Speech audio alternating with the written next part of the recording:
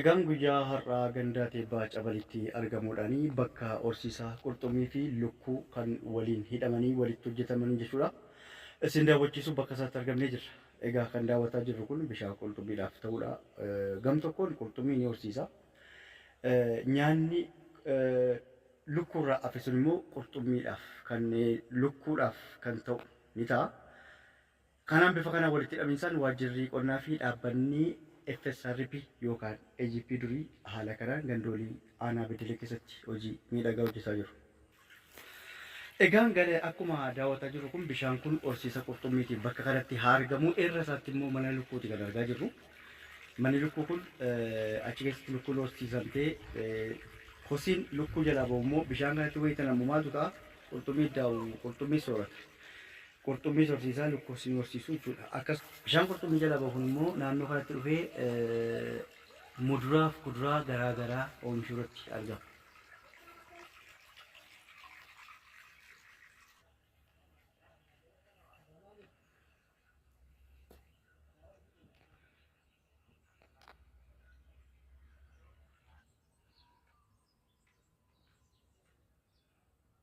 Jibuu Bashir sirnaan jedhama. Gandi koo Abaaloo Sootaati. Aanaan koo Beddellee godina Buunoo Beddellee. Meemmee haa ta'uutii yeroo ammaa hojii maaliiti kan isin argaa jirru? Bishaan biraa. Bishaan kun inni maal hojjettu? Kan inni hojjedhu bishaan jal'isiin qaba. Bishaan jal'isii kana irratti qurxummiin oomisha. Meemmee qurxummii oomishuun akka godina kanaatti kan hin beekamnedha. Akkamiin eegaltanii eenyutu isin gargaare? Ani yeroo jalqabaa bishaan kun naannoo bishaan kanaatti maaltu hojjetamaan yaadaa ture. Akka jal'isiitti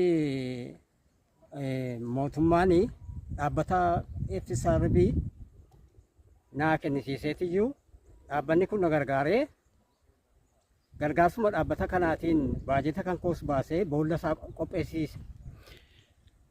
Eeggan boolla isaa qopheessiise booda jarri immoo sanyii sanaa qopheessanii bishaan kanatti jal'ifnee amma waggaa lamaaf adeemaa qurxummii kana horsiisuu jalqabne. Garuu yeroo jalqabaatiif qurxummiin kun ilaalcha mokkoraadha waan ta'eedhaa fi bu'aa kennuuf hin dandeenye.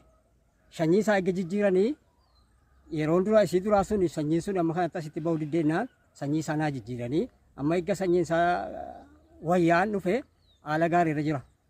Guyyaa sadiif irraa baafee jarrumti dhufanii akkaataa nyaata isaa nu barsiisanii guyyaa sadiif ijoollee nyaachiseera.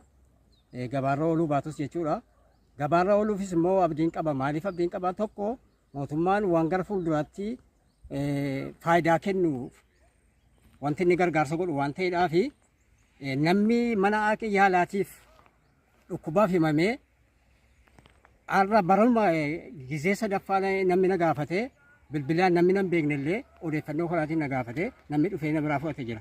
Yeroo jalqabaatiif waan ta'eef farankaatti kennachuu hin dandeenyaan akkuma gammachuu kan bira geetan akkanumaan tola kennee fi fayyadamaa jirra.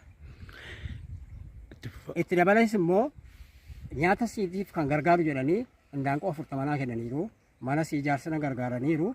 Anis immoo nyaata sii immoo ordofee kennisiisaaf jira. Indaanqoo 40 keessaa dhukkuba adda addaa waan tokko tokkoof keessaa qannastee 32 wayitti galtee 32 keessaa 25 tunaa buusaa. Hundi buusuun jammarre. 25 sun nyaata qaniitti nyaata wayyaadha kan isin nyaattu. Kiiloo 5 nyaatti. Kiiloo 5 birrii kanaan dura birrii 70 ture. Amma gara 80 kiiloon tokko naannoo 400 nyaatti qaniitti. Garuu hanqaa'uu 25 gaafan argadhu qaniitti birrii 500 gurguradha. Qaniitti 100 argadhee oola jechuudha indaanqoo sanarra. 100 argadha iyyuu malee ji'atti alaan herreegee jedhu ji'atti galii birrii 15,000 agarsiiti. Baasii si baafatte jechuudha. Kanaaf haala kana irra jira. Gara fuulduraatti immoo abdiin qabaa. Qurxummiin kun qarshii guddaa ta'ee uummataaf tajaajila kennee namis immoo ogummaa sirraa fudhatee babal'isa jedheen yaadee jira. Magaalatti dhaabbanni kun maal gochuu qaba jettu? Maal sin deeggaruu qaba? Gara duraatti immoo maal ta'uu qaba?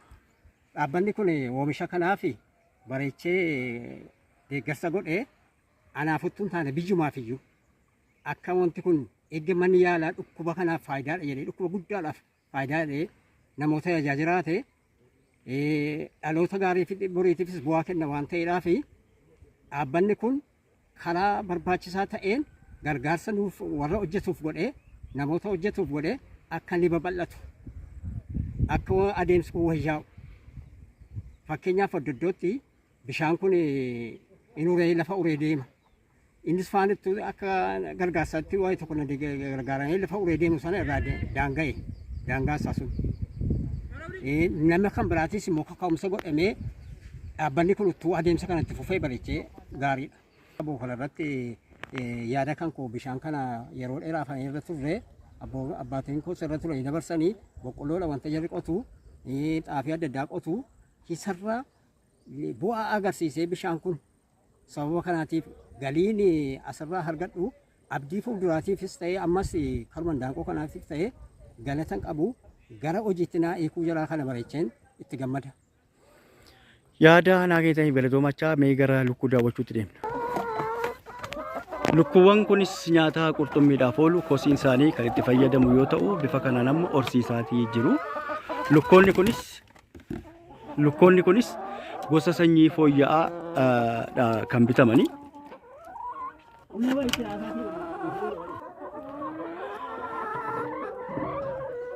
Daawwataa jiru kun lukkuudha. Lukkuun kun manni ishee nyaata qurxummii irratti boolla nyaata qurxummii irratti kan inni ijaaramee jiru.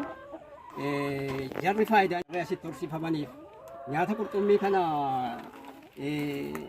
kusii jaraatiyyuu boollichatti gadarcaa gara jarri bultuus gara sanatti harreetiyyuu nyaata jaraa ta'a. Nyaata lukkuu kusiin lukkuu kun nyaata qurxummiitiif fayyada. Kanaaf wal qabee walii dheeti wanti kun wanti faayidaa kenna jedhameetti ilaalamaa jiru. Lukkuun kun bu'aa isiin buuftu hanqaaquu kana duwwaarraattuu hin taane nyaata qurxummii sanaaf kan isiin na gargaartu. Qurxummii kana akkasiin na gargaartuudhaaf kenname nyaata biraas nan kennaa qurxummiidha garuu nyaanni qurxummii kun kusii daanqoo irraa jechuudha kan isiin itti fayyadamtu. Kanaaf nyaata qurxummiitiifis bu'aa kenniti jechuudha daanqoon kun.